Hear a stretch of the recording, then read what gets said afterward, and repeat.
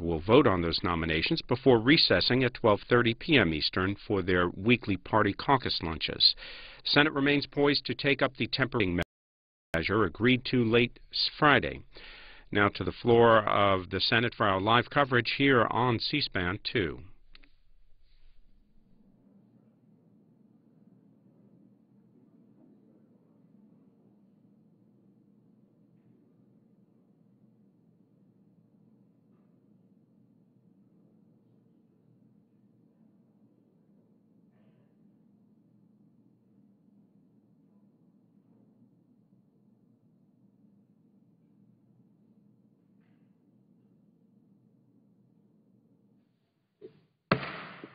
The Senate will come to order.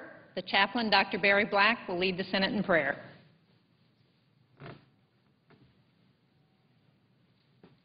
Let us pray. O God, our Father, before whom the lives of all are exposed and the desires of all are known, continue to be at work in our lives.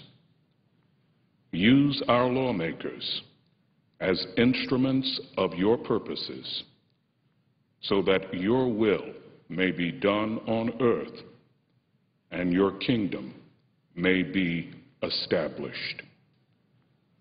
Prompt our senators to yield to the unfolding of your mighty providence as you remind them that our times are in your hands.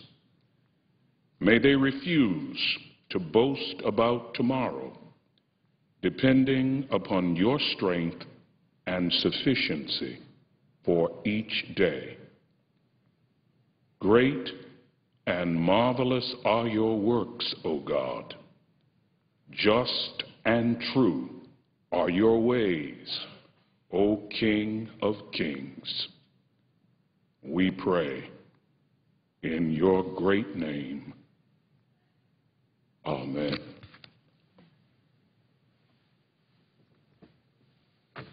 Please join me in reciting the Pledge of Allegiance to the flag. I pledge allegiance to the flag of the United States of America and to the republic for which it stands, one nation, under God, indivisible, with liberty and justice for all.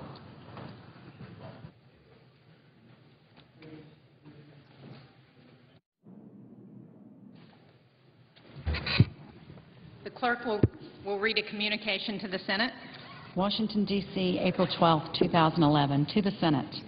Under the provisions of Rule 1, Paragraph 3 of the Standing Rules of the Senate, I hereby appoint the Honorable Jeanne Shaheen, a senator from the state of New Hampshire, to perform the duties of the chair.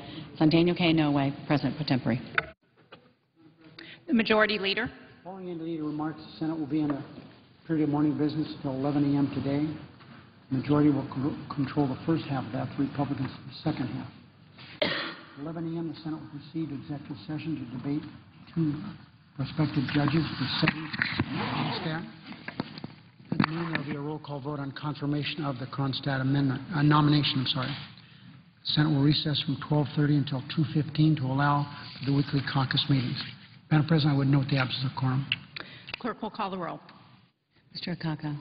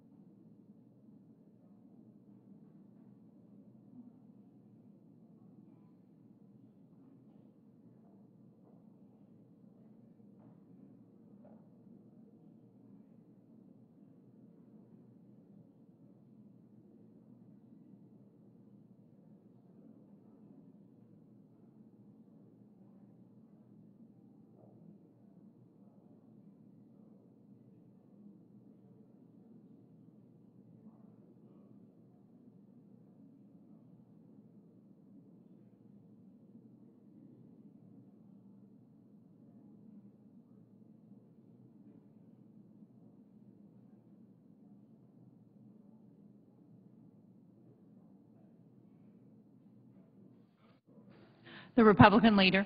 I ask consent that further proceedings on the quorum call be dispensed with. Without objection. As the Senate gets back to work this week, it's worth noting that a sea change appears to have taken place in Washington over the past few weeks. Just 2 months ago, the President proposed a vision of government that ignored the fiscal crisis virtually everyone else in the country knows we need to address. And Democrats in Congress proposed that rather than cutting Washington's spending, we instead raise taxes on oil and gas companies who, as we know, would pass it along to American consumers in the form of higher gas prices at a time when gas prices are double what they were a mere 2 years ago. In other words, it wasn't that long ago that both the White House and Democratic leaders here in Congress were doing everything they could to ignore the nation's $14 trillion debt and to preserve the massive growth in government that they've presided over the last couple of years. But at some point in the past few weeks, Democrats in Washington finally got the message. The ground shifted, and spending reductions Democrats recently described as extreme and draconian, they are now calling historic and common sense. The debate has turned from how much to grow government to how much to reduce it. This is a major departure from the standard Democratic position, and it suggests one of two things. Either Democrats in Washington are finally waking up to the fact that our only hope of averting the kind of disaster we're seeing unfold in Europe is by forcing Washington to live within its means, or they've made a political calculation that Americans will no longer take them seriously if they continue to pretend otherwise. But either way, there now appears to be a bipartisan agreement in Washington that something serious must be done. Which brings us to an announcement by the Obama administration's top political advisor over the weekend that the President will change his position on entitlement reform, the deficit, and debt in a speech he'll deliver tomorrow afternoon. According to administration officials, the President will now propose an outline of his goals in these areas. Apparently, the President is finally ready to acknowledge problems that the rest of the country has been waiting for him to address. It's unfortunate that he had to be dragged into this discussion.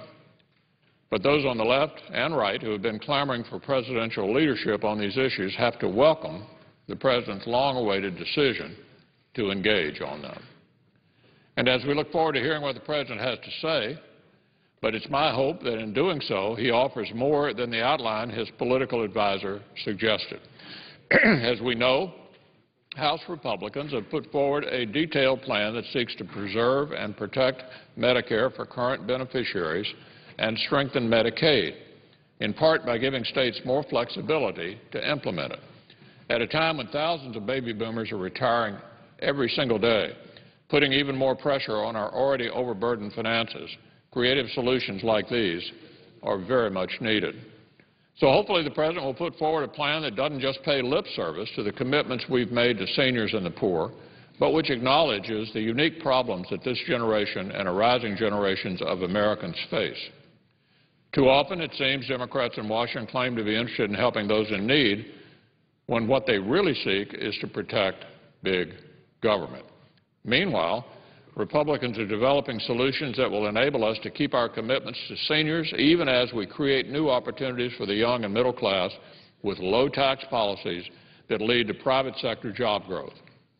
Whereas Republicans see America growing its way to prosperity, Democrats seem to want to constrict opportunities for everyone, so everyone is forced to do with less, except, of course, the politically connected and those who are lucky enough to get a waiver. But at least the President is joining in the conversation. Hopefully that conversation is an adult one and doesn't devolve into the kind of unhelpful, scripted, and frankly juvenile name-calling that we saw in the closing hours of the debate over the continuing resolution last week. We all know that both sides will have to play a part in addressing the crisis we face. So we do well to leave all dishonest rhetoric aside. Both sides want to preserve what's best about America. If both sides acknowledge that up front,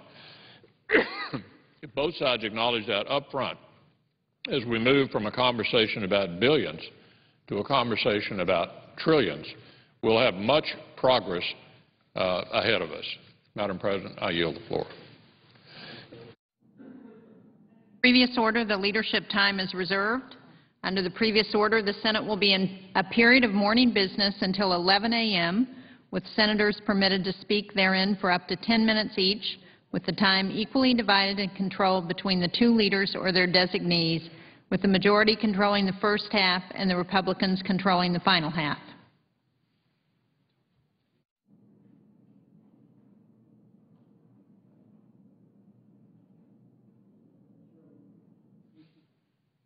Ask that if there's something wrong with it.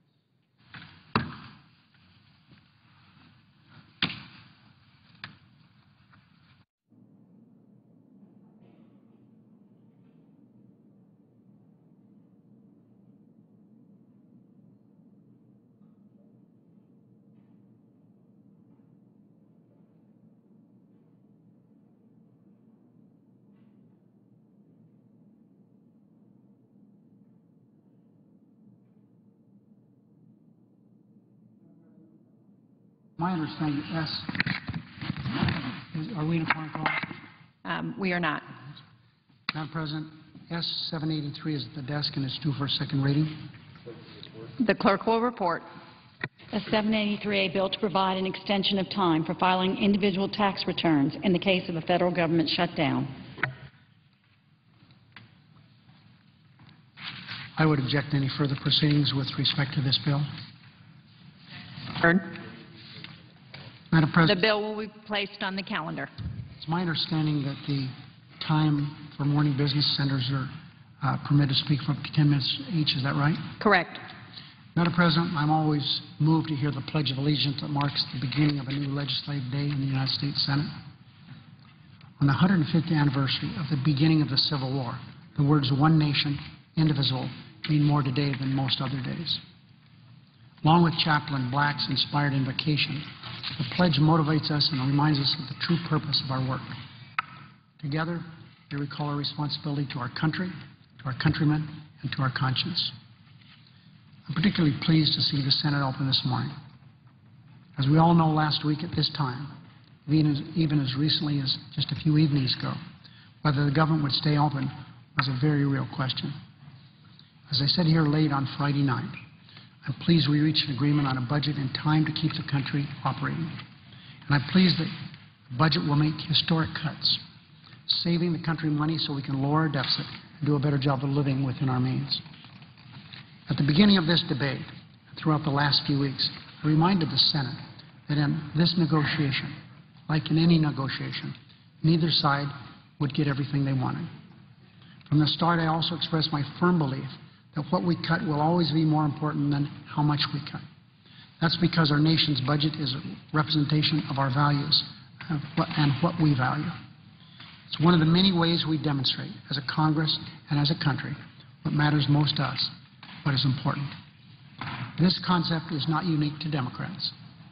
As the Speaker of the House and the Chairman of the House Budget Committee have both said, our budget is a moral document. But those following the budget debate have noticed something unmistakable. While both parties may agree in principle that a budget is more than simply a collection of numbers, our positions couldn't be more different. We stayed true to our values. We value Americans' rights to afford a healthy life. That's why we passed historic health reform last year. But Republicans tried to use the budget to repeal those rights. We stayed true to our values, and we didn't let them. We value women's health, but Republicans tried to use the budget to make it harder for women to get contraception that reduces abortions. Their budget also tried to make it harder for women to get cancer screenings and even tried to slash funding for cancer research. We stayed true to our values, and we didn't let them. We also value our seniors' ability to support themselves. But Republicans tried to use the budget to slash the Social Security Administration. That would have meant delays for seniors and disabled Americans who count on the benefits they've earned over a lifetime of hard work. They also tried to use the budget to reopen the donut hole, which would have sent seniors' prescription drugs skyrocketing. We stayed true to our values. We didn't let them. We value our children's education.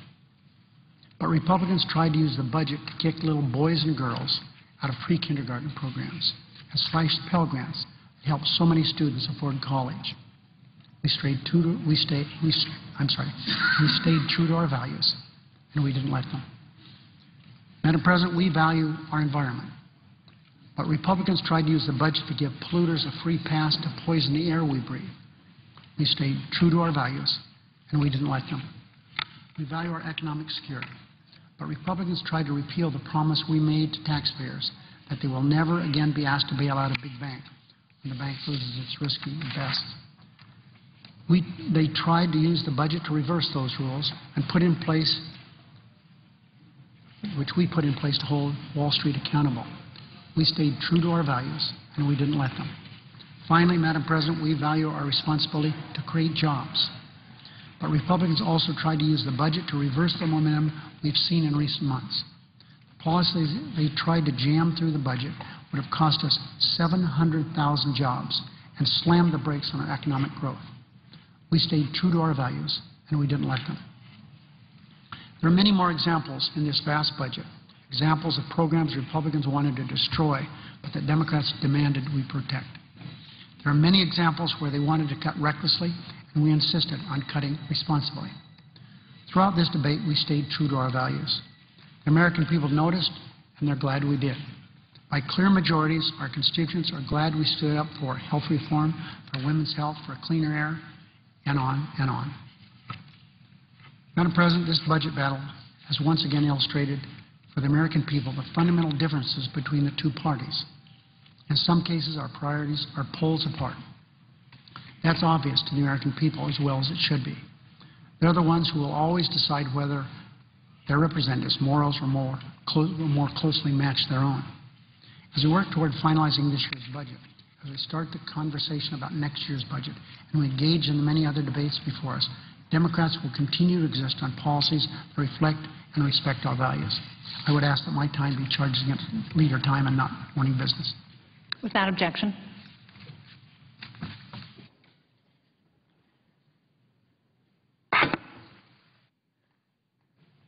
Madam President. The senator from Oregon. Madam President, in one cruel swoop late last week, more than 300,000 Americans lost the opportunity to buy affordable health insurance for years to come. Specifically, Madam President, I'm talking about the removal behind closed doors by the budget negotiators of the free choice voucher provision that would have been a lifeline to hundreds of thousands of low-income Americans. Now, one could say, Senator Wyden, everybody's got to give a little during tough times. Why is this different? The difference here is that hundreds of thousands of Americans without health care options in a process that doesn't even have any direct cost to the federal budget are being asked to give up a guarantee of coverage just a year after the passage of the Affordable Care Act. They're going to be forced to make a Hobson's choice between unaffordable insurance and going without health care, directly contradicting the theoretical underpinnings of the Affordable Care Act. Under that provision, those whose income falls below 400% of the poverty line and whose employer-sponsored health insurance premiums are between 8 and just under 10% would be exempt from having to purchase health coverage. Unfortunately, now they're not going to be able to get into the exchanges. They're not going to qualify for government assistance to buy insurance. The provision leaves hundreds of thousands of Americans who need health care as a lifeline out in the cold. With free choice, however, folks who fell into this hole and couldn't afford the plan were offered at work coverage that previously they could have used their employer's contribution, and now, because that wouldn't be sufficient with the provision in the free choice vouchers, they could have gotten a voucher to choose a more appropriate affordable plan in the exchange. The amount of the voucher would be set at the same percentage that employers pay today, 70% of the cost of a typical plan. The amount would be a fixed number, which would give employers certainty in the cost of doing business. For these families, it could mean the difference between being able to buy a health plan they could afford or going without coverage. If they found a plan in the exchange that's cheaper than the voucher amount but gives them everything they need, they could have pocketed the difference in the cost. So you'd have an incentive for people to shop for lower-cost coverage and help everybody hold down health care costs. This kind of concept is not just good for the employee, but it's good for our businesses, particularly the small businesses, who so strongly back this provision. When the impact of free choice was proposed during the health reform debate, the Congressional Budget Office and the Joint Committee on Taxation estimated that more than 300,000 families could benefit from this new approach to choice and competition. That was then. And, Madam President, since passage of the health care reform law, the need for free choice vouchers is greater than ever. The Kaiser Family Foundation, in their recent analysis, found that employers, even since the law, are shifting more of the health care costs onto the backs of the workers. The Kaiser Family Foundation recently reported that the typical increase for premiums of workers went up 14%, and the employer was paying virtually none of that. The worker was eating almost all of it because costs were being shifted from employers onto the backs of the workers. So if anything, even more people would likely have needed free choice vouchers and been eligible to use them than was originally envisioned when we passed the law. Now, I'm of the view it's not that businesses don't want to provide affordable benefits to their workers. It's just making less and less sense to do so the way the current system operates. Incentives won't change in 2014, and it's going to leave an increasing number of families with a choice between the unaffordable and the unavailable. But up until late last week, in the dark of night, the families had a choice, Madam President. They had a choice, a third path. The two that I've mentioned, unaffordable and unavailable, were not very appealing, and free choice vouchers would have created a third option that would have worked for those families. They would have had a chance to take their pre-tax dollars provided by their employer to the free market of the exchange and decide for themselves which plans they could afford that provide the benefits they need. Free choice is good for workers, it's good for business, it's good for our country's bottom line. It offers a way to rein in higher health care costs by putting purchasing power back into the hands of the consumer. And once people know what they're paying for their health coverage and can shop for a plan that answers their specific needs, costs are going to come down. Let me close, Madam President, by saying that we hear often colleagues on both sides of the aisle talk about choice and competition and market forces. What this did was provide a chance for both sides to take principles they hold dear, expanding coverage for workers who are hurting with a marketplace approach, and say free choice vouchers did what they were interested in. The arguments against free choice didn't start with Democrats or Republicans.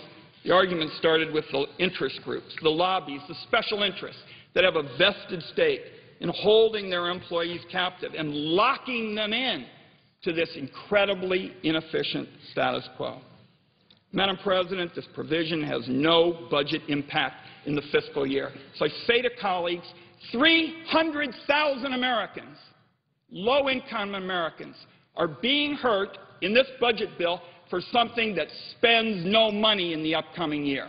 300,000 Americans with no acceptable alternative to make sure that when they go to bed at night with their families, they can take care of an illness or a medical expense that comes up in the morning. I don't think this had to be. Clearly, if we had the opportunity in an open forum to address this, there would have been a different result, because that's how it got into the law in the first place. Madam President, I just want to take the floor to make sure that colleagues knew that we're going to have to be back here to get some relief to the 300,000 Americans that we put out in the cold as a result of that particular provision. And I hope once again we can do it in a fashion that brings Democrats and Republicans together the way free choice vouchers and the principles it represents did in the first place. Madam President, I yield the floor. Madam President, Senator from Minnesota. I first want to acknowledge my colleague from Oregon for his great leadership in this area, and I know we all look forward to working with you. You've taken such a lead on these important matters, and this has been a difficult time for all of us with some of the changes that are being made. I rise today, Madam President, to speak about the daunting fiscal challenges our country faces and the urgent need for comprehensive bipartisan action to address our crushing debt burden. I have long believed, as I know you have, that we need to get serious about the deficit. Since I came to the Senate, I have worked to reform the way Congress conducts our own business, reducing the budget of Congress, fighting for appropriations project reform, and working to restore pay-as-you-go rules in our budget process to ensure that we're only funding new programs if outdated or duplicative programs are cut. I was one of a handful of senators that fought for the creation of the Fiscal Commission, and I have supported efforts by both Republicans and Democrats to responsibly reduce the deficit. We wouldn't have even had the commission that worked all this past year and came up with a report that I think many people thought would just collect dust on a shelf. But that hasn't been the case, and that's because a number of senators last year said, you know what, we're not going to take this anymore, our country can't take this anymore, we're going to stand up and make sure that this deficit commission gets started. We are going to make sure that we get strong people on the commission, which was achieved, and that they produce something that's meaningful. And right now, as we speak, as you know, Madam President, a number of our colleagues, a small group of 6, are working on the results from that commission report, and we're very hopeful they'll come together on a bipartisan agreement. Last year, Madam President, I supported the efforts of my colleagues, Senator Sessions and Senator McCaskill, to enact discretionary spending caps. While this proposal could not by itself balance the budget, restraining discretionary spending growth is an important piece of the puzzle and will result in real budget savings. I voted with Senator Coburn to cut hundreds of billions of dollars in federal spending by consolidating duplicative government programs and supported Senator Bennett's successful effort to rescind $180 billion in unused TARP funds to pay down the deficit. In the first 4 months of this year, I've supported $12 billion in cuts and have pushed for many more. These are all important steps, but what our country needs now is for Congress to reach across the aisle and build consensus around a comprehensive, long-term deficit reduction package that will put us on track to prosperity. Ever since the economic downturn, families across the country have huddled around the kitchen table, making tough choices about what they hold most dear and what they can learn to live without. They expect and deserve that their leaders do the same. The American people are counting on us to put politics aside, to pull together and not pull apart, to not go to the opposite corners of the boxing ring and simply throw darts at each other. They expect us to agree on a plan to live within our means and that will make America strong for the long haul. If we are going to succeed in this challenge, Madam President, we will ultimately have to accept things that we don't necessarily agree with in an effort to develop a plan that is both balanced and comprehensive. We already know many of the things that will need to be done. Our failure to act has not been because we lack solutions, but because Congress has lacked the political will to get behind proposals that on their own sometimes are not always that popular. I support the work being done by my colleagues, Senators Warner, Chambliss, Durbin, Crapo, Coburn, and Conrad, and look forward to working with them to put forward a serious, comprehensive deficit proposal. And tomorrow, the President will be laying out his recommendations for a comprehensive deficit reduction package. Much of the recent debate over deficit reduction has been dominated by talk of how best to cut programs and millions of American seniors and the most vulnerable, those kinds of programs that they rely on every day. Well, I believe that entitlement reforms must be a part of the comprehensive solution. I believe that there also are several other key steps that we can take to address our deficit in a meaningful way. And as you know, Madam President, we started down the road with entitlement reform with some of the efficiency measures that we put in for Medicare. Those can be expanded. I know my state has always delivered high-quality, low-cost health care, and we need to do that in more of the country when it comes to Medicare. With Social Security, there are some excellent ideas to strengthen Social Security, to make it more solvent. I think we need to look at those, but we have to make very clear that we will not be balancing this budget on the back of seniors, but that any measures we take to reform Social Security, those savings will go directly into Social Security, not be used to reduce the debt, but go into Social Security to make Social Security stronger in the long term. That's what we need to do. And I think the rest of the world, when they look at these kinds of ideas and the measures that we can take, they will say, you know what, America's getting its act together. It's not stealing for other parts of the budget to paying for Social Security. It's actually making Social Security stronger by finding a way to make it last longer and be there for our seniors today as well as seniors for the future. Now, I want to talk about a few of the steps that I think we could take and I hope will be included in the President's suggestions and in the Deficit Commission report. First, we need to get serious about making our government work more efficiently by reducing programs that have become duplicative or outdated. Last month, the Government Accountability Office released a report that identified 82 different programs with similar descriptions in 10 different agencies for roads and trains, 47 for training and employment, 56 to help people understand finances.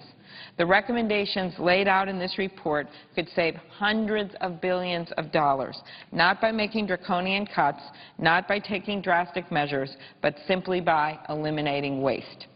There are plenty of other examples of savings we could find right here in Washington with Congress and with our federal agencies. To begin, we could eliminate billions of dollars in waste in federal contracts. How? By ending the practice of giving bonuses to government contractors who overcharge and underperform. By requiring federal agencies to set strong standards for awarding contract bonuses, standards that reward contractors based on the quality of their work and their ability to meet deadlines, we could save $8 billion right there. We could cut back on unnecessary costs in the federal government's day-to-day spending, like printing expenses. Civilian federal employees spend an estimated $1.3 billion on office printing every year, and it's estimated that $440 million of that printing is unnecessary. If we could cut that $440 million in waste alone on the unnecessary printing, we could save $4.4 billion over 10 years. Then there's the $4 billion we spend on federal vehicles every year. If we could cut that budget by 20%, we could save $800 million a year and $8 billion over 10 years. Additionally, the federal government is the largest property owner in the country, with an inventory of more than 1.2 million buildings and structures, some of it unused.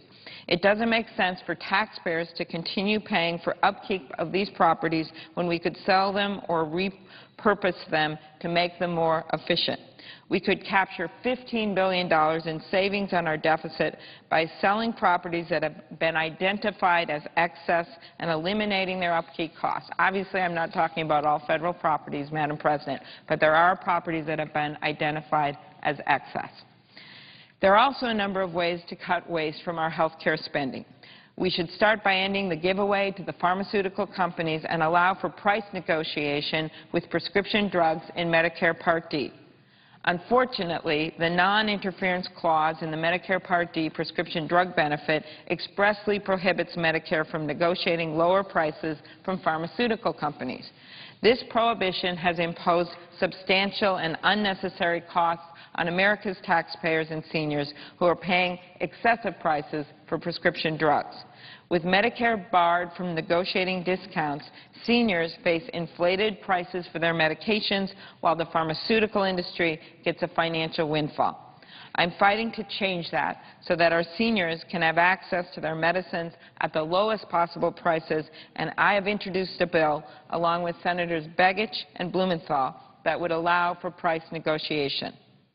Allowing Medicare to directly negotiate these prices, like the Veterans Administration does, could save us $240 billion over the next 10 years.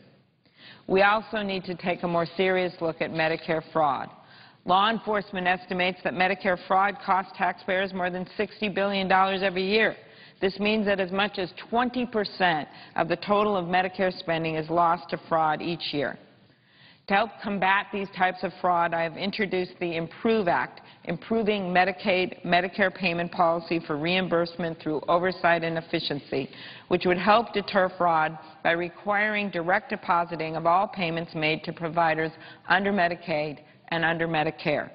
These criminals scheme the system to rob the American taxpayers of money that should be used to provide health care to those that need it most. We must put a stop to it. Putting an end to waste, fraud, and abuse is a critical step to save taxpayer dollars as we look for ways to make our health care system more efficient. But we need to continue to look for other ways to make our government and the way Washington works more efficient as well. I mentioned efforts to reduce duplicative programs in our government, but we should also take a close look at the different agencies. For example, we could cut $75 billion from our defense spending by restructuring our budget and increasing efficiency. Whether it's holding civilian workforce levels where they were in fiscal year 2010, which would save $13 billion, or making targeted changes to Pentagon missions and priorities, which would save $11 billion, or even just doing away with unnecessary studies and internal reports, which would save $1 billion, these cuts all add up.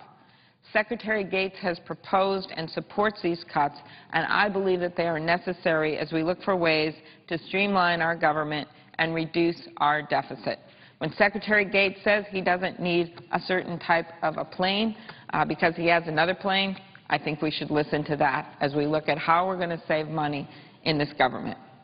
In addition to cuts in spending and efforts to streamline our government, we also need to take a serious look at revenues and ways we can streamline our tax code to pay down our debt and ensure that the United States remains competitive in this global world. Despite the fact that federal revenue is at its lowest level as a percentage of GDP since 1946, our efforts last year to let the tax rates for the wealthiest Americans return to what they were under President Clinton were blocked, even though it would save $690 billion over the next decade. Even if you set it, Madam President, for people making over $1 million, and for those people who make over $1 million a year, you have their taxes set at the levels during the Clinton era. If you did that, at a time when we were very prosperous, you would save nearly $400 billion in 10 years on the deficit. While not all my colleagues agree on how or even whether we should raise more revenue, every serious bipartisan proposal has made it a clear must. In the quarter century since the last comprehensive tax reform, the system has been riddled with expenditures that benefit special interests and hurt competitiveness. These expenditures add up quickly, costing us over $1 trillion a year.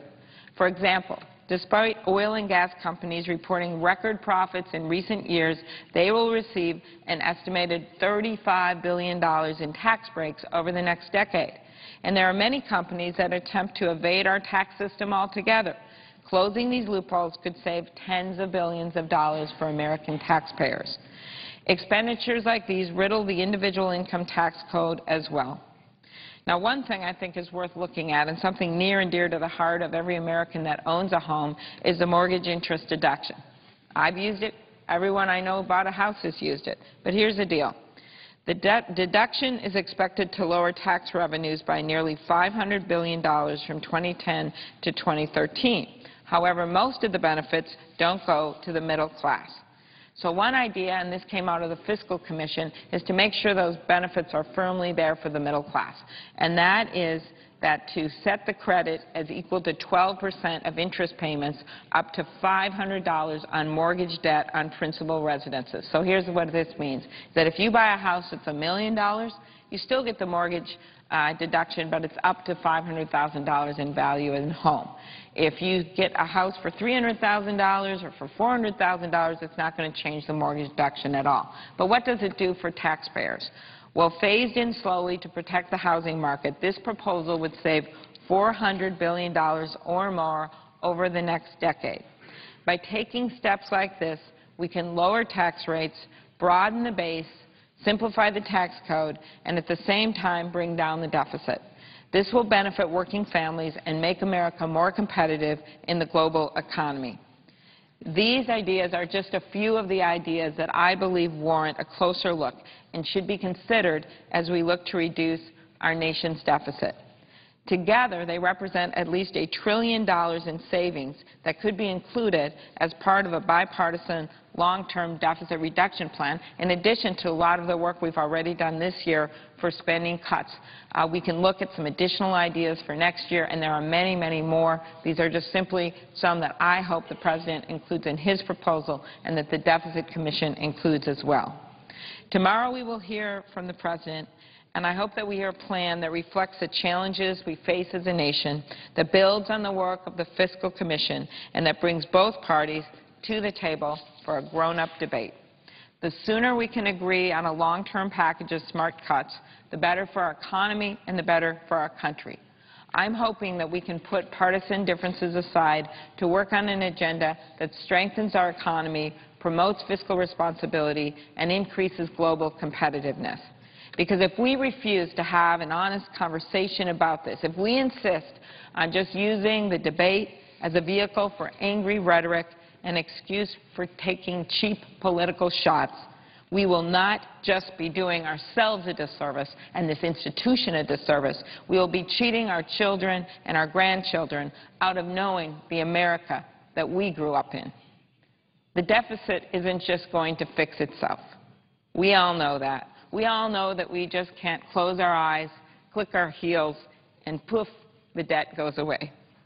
In their report, the National Commission on Fiscal Responsibility wrote that every modest sacrifice we refuse to make today only forces far greater sacrifices of hope and opportunity upon the next generation.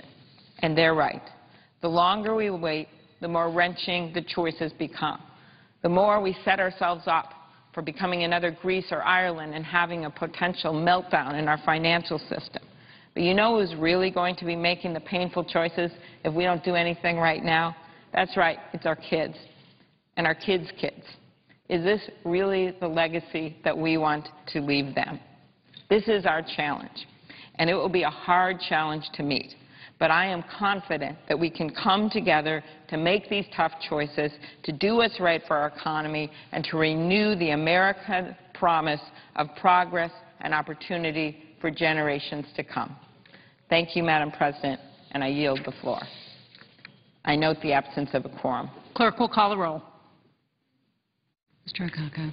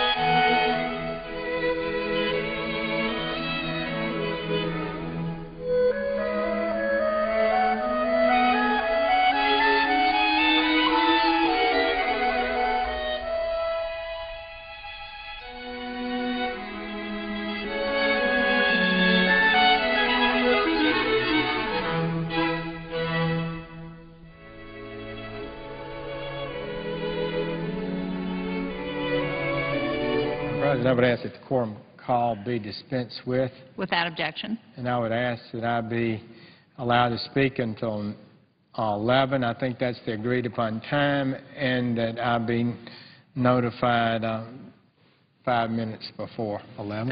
Without objection. Mr. President, the American people have high expectations of their leaders. They should have that, and they should demand that. And one of the basic expectations that we should have for our president, that he would be honest and forthright in discussing the critical issues facing our nation. He should engage in the nation's most important debates and provide leadership and take all appropriate steps to protect our nation when we face a clear and present danger. Clearly, the dominant issue of our time, I think there is no dispute within this chamber. That issue is our fiscal path, the debt course we're on, the fact that we want to see our country be prosperous and grow, create more jobs, not losing jobs. And to do that, we've got to confront the large soaring debt that we have. It dwarfs all other issues. The American people know it. They gave a shellacking to the big spenders in the last election. It's what I hear whenever I'm at home, what my mails and emails and phone calls say. People are worried about the future of our country economically, and they are exactly right. The people that are not right are those who say change is not necessary. People who are in denial, government agencies and departments, people who receive governmental grants and programs think that nothing has changed in their own minds, but things have changed. I wish it weren't so, but it is so. So the Congressional Budget Act requires that Congress pass a budget every year by April 15th. That's this Friday. The budget that Congress has received from the White House a few weeks ago, I have described is the most irresponsible budget ever submitted by a president to the Congress and to the nation, because it did nothing to confront the problems we face. It made no recommendations about the entitlement program, Social Security, Medicare, Medicaid, zero. It increased discretionary spending, increased taxes by $1.7 trillion, and according to the Congressional Budget Office, who analyzed the President's budget, they concluded that it increases the debt when it's all over more than the debt would have been increased if we hadn't had a budget from the President, even with a $1.7 trillion in new taxes. So that's why it was irresponsible. It did not confront the issues that we so seriously confront today. And he said when he announced it that that budget would cause us to live within our means, that it would not increase the debt, and that we're not going to spend any more money than we're taking in. 5 fact-check organizations have all found that to be false. It's plainly false. The lowest single year in which we have a deficit, and we have a deficit every year under the President's budget, is $740 billion, and it's increasing in the 10th year to $1.2 trillion. Highest horrible deficit President Bush had was $450 billion. The lowest that President Obama projects in 10 years is $750 and going up in the out years to $1.2 trillion.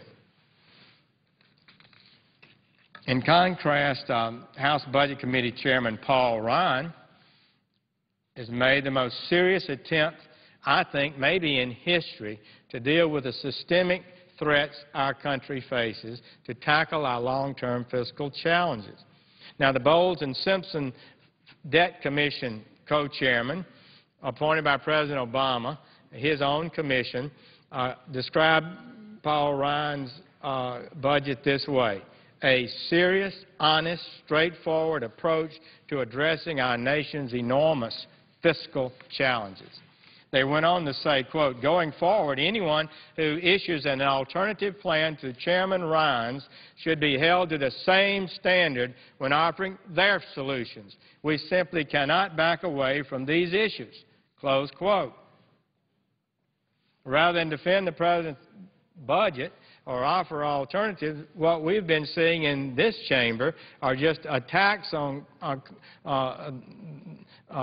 Congressman Ryan, attacks on anybody that says change has got to occur. They act like nothing has to change. Many remain in denial. Our chairman, Senator Conrad, who said so many good things, our Democratic chairman, about the need to challenge the status quo and make changes to put our country on the right path, said Representative Ryan's proposal is partisan and ideological. He provides dramatic tax cuts for the wealthiest, financed by draconian reductions in Medicare and Medicaid. His proposals are unreasonable and unsustainable, close quote. Well, is this going to be the nature of our discussion? I thought we were supposed to be trying to reach a bipartisan understanding of the challenges facing us and do something about it. You saw what the President's own Debt Commission co-chairman said, respectfully of the Ryan proposal, and this is what our leadership says. Others have called it extreme. They say it's driven by these evil Tea Party people who don't know anything. They know something. They know the government is spending us into virtual bankruptcy and that Congress has failed in its basic responsibilities to protect the nation from economic danger. The American people are right. Well, so the President now says that after really not once discussing with the American people why we have a crisis, I called on him before the State of the Union message to enter into a dialogue with the American people, to look them in the eye and explain why we're in trouble, why we've got to change. Who wants to go and propose any reduction in any spending? Senator Sessions, you have 5 minutes left. I thank the President. And who wants to do that?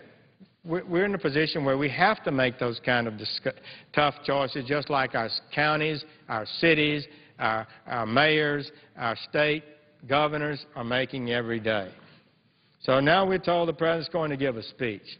He hasn't yet even discussed the danger we face. And we're told that the President is planning this major speech to discuss our long-term fiscal problem. Well, I'd say, first of all, it has to be considered a dramatic admission that his previous claims that his budget calls on us to live within our means, to pay down the debt, and not add to the debt, were false. They say that the President will support some of the recommendations in the Fiscal Commission, his own commission, Bowles and Simpson. I hope that's true. But I just want to say this. At this point in history, with the budget supposed to be passed in the Senate Friday, and we haven't even had a markup to have a hearing on a budget, we've not seen one other than the President's previous budget, which is so utterly irresponsible, I think he owes more than a speech. We hear a lot of speeches in this country. A lot from the President. What we need is numbers. What he needs to do is submit a new budget. If he's going to change his projections for the future and going to propose alterations in our entitlement programs, let's see the numbers. He's got, what, 500 people in the President's Office of Management and Budget? So if this is serious, let's have a serious proposal. The House has done it. The House, Republican House, they've got a budget. They're going to move that budget. I suspect we'll have that budget passed in the House by Friday. It's got real numbers, real integrity, real change that puts us on a path of prosperity, not debt and decline. American people know this is serious. They know we're in a dangerous time. And all we have to do is rise up and make some tough choices like mayors and governors and families are making around their kitchen table every day.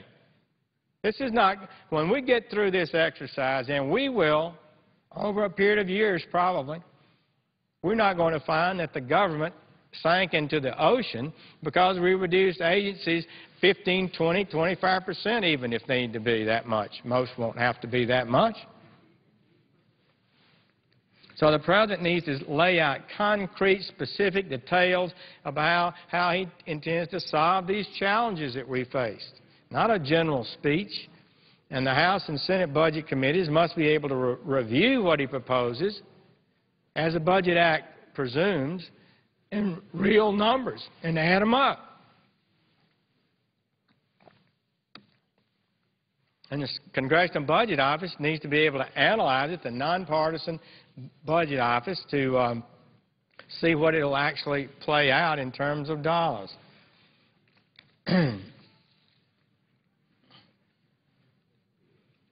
The Executive Office of OMB, the President can do this. In 1996, President Clinton produced 4 budgets. And that shutdown occurred during that time, and they had a big fight during that time. But you know what happened 3 years later? The budget was balanced. Yes, it was a messy fight, and people made a lot of mistakes. But the end result was the American people said, you're spending too much. Congress rose up and said, we're not going to keep doing this. And they balanced the budget. We're in a deeper hole today. It's going to be a lot harder, but it can be done again if we meet the challenges.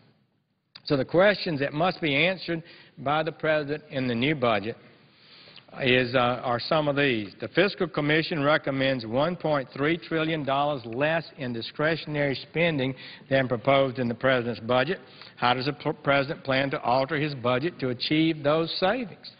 The Fiscal Commission recommends finding $600 billion in entitlement savings, but the President's budget would increase entitlement spending by $905 billion. That's his budget he submitted already a few weeks ago. How does he intend to achieve these savings in entitlements?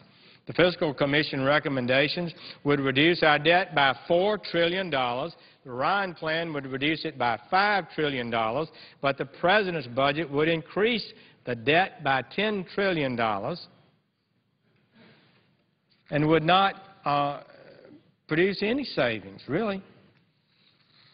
How would the President alter his original budget to reduce the debt by $4 trillion? I'd like to see something more than a speech. Give me a break. I'd like to see some numbers. Where? So we can discuss it. Once the President engages, we can have that long overdue national dialogue about solving the nation's problems. But he's got to acknowledge we have one. As every witness has told us, a Debt Commission Chairman, Simpson and Bowles, said that this nation has never faced a more predictable fiscal financial crisis. They see it coming. We got to change. So I hope in his speech he'll discuss entitlements, discuss whether it's good to burden American energy companies with new taxes, discuss whether we should tax small businesses even more, discuss the military budget. These real tough issues. I think a leading president should talk about that. Rather than trying to drain every cent of tax revenue from the American people, Washington should try to drain every cent of waste from the federal budget. I hope this does not continue the pattern of retreat that is already emerging, where the President supports deficit reduction in theory but resists it in practice and claims credit when he's forced to accept reductions. For a President to abdicate his responsibility to lead the effort to meet one of the greatest challenges of our nation's history would be tantamount to leaving the battlefield in a time of war. So I hope we have a speech I hope it's backed up with real numbers, and I hope and pray that it represents a recognition by the President of the United States that we have a serious fiscal challenge before us. Business as usual cannot continue.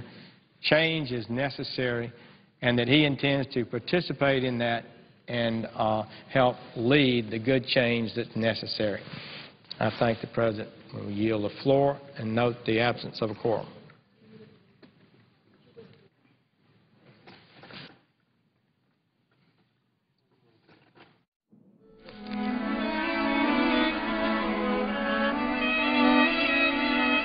I'll be dispensed with. Without objection.